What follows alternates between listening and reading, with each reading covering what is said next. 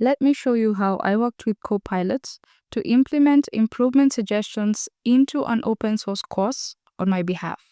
Some bit of context, I'm currently going through a brand new free course, LangChain.js for beginners, which, by the way, I highly recommend if you're just learning AI and how to build agents, and I'll leave a link below so you can check it out. Anyway, as I was going through the course, I noticed a few areas where the code and the explanations could be improved. While I wanted to contribute these suggestions to the course repository, I was also eager to finish up the course content that day without getting sidetracked. I normally record feedback through GitHub issues, and I had one for this specific lesson. But I thought, hey, why not see if GitHub Copilot can help me implement my suggestions in parallel while I continued with the course? To enable Copilot to take actions on my behalf, I needed to give it a way to connect to GitHub with my permissions. GitHub has an MCP server that allows AI agents to establish communication and take actions. So on the extensions panel, if you type @MCP, you get a list of available vetted MCP servers, and so I installed the GitHub MCP server. I have used this server before, so I already authorized it to access my GitHub account. But if you're installing it for the first time, a pop-up will appear asking you to sign in to your GitHub account and authorize Copilot. I figured that I'd probably have more feedback to give as I progressed through the course, so instead of writing a one-off prompt for each suggestion, I wanted a ready-to-use prompt that I could run at any time. On the Copilot chat UI, there is a gear icon at the top right, so click on that, select prompt files, select a location for the file, give it a name, and this will create a new prompt file where I can write my instructions for Copilot. For this task, I wanted to always use Copilot in agent mode and use the Cloud Sonnet 4 model, and these preferences can be configured in the prompt file front matter. Whenever I use this prompt, I also want to give the agent access to specific tools, so I'll add the tools configuration and select the VS Code built-in tools for it to be able to directly modify my files. And I'll also specify the GitHub MCP server, which exposes tools that can give the agent the ability to do lots and lots of things on GitHub. I'll throw in a short description for the prompt file as well. I wrote the instructions before, so I'll paste them in here, and let's quickly go over them. Start off by giving a top-level task, which is the agent's primary directive. I give a list of prerequisites that the agent should check for, and I provide them in the required information section right below.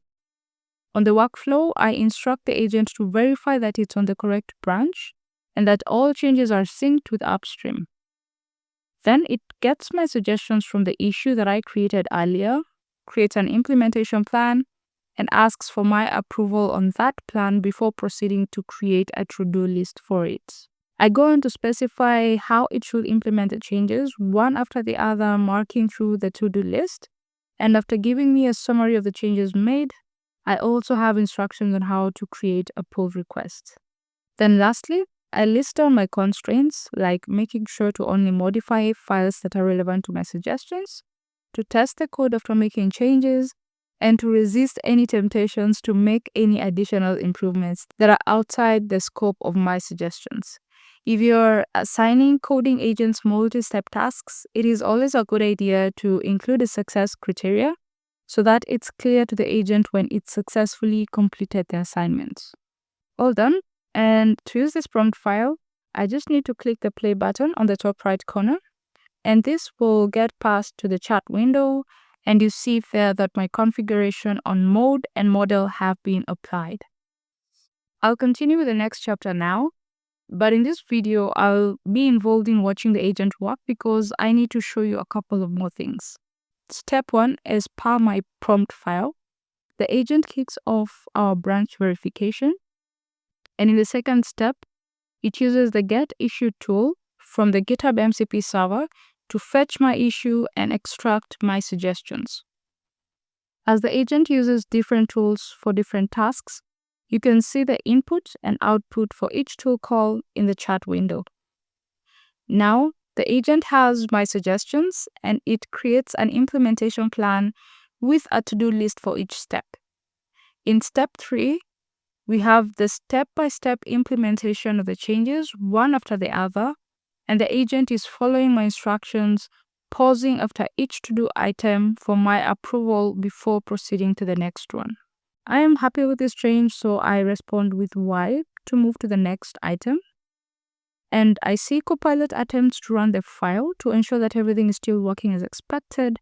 But I noticed that it's trying to use the wrong command here, so I'm just going to manually correct it. And looks like everything works fine. One of the tasks involved fixing broken links, so we see the agent using the fetch tool here to test them.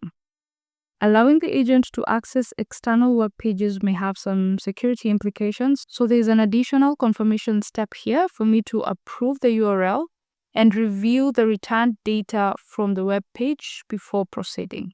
The agent summarizes the changes made, and in the final step, it asks for my approval to create a pull request.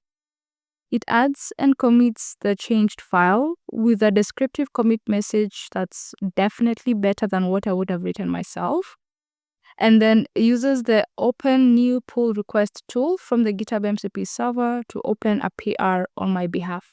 I also had an instruction for the agent to tag me after creating the PR. So you see it using the add comment to issue tool to tag me. And since I have the GitHub extension installed, I can see the PR right here with all my changes implemented as per my suggestions. It was also supposed to add a contributor as a reviewer, but we see that the tool call for adding a reviewer failed because I didn't have the right permissions on the repo.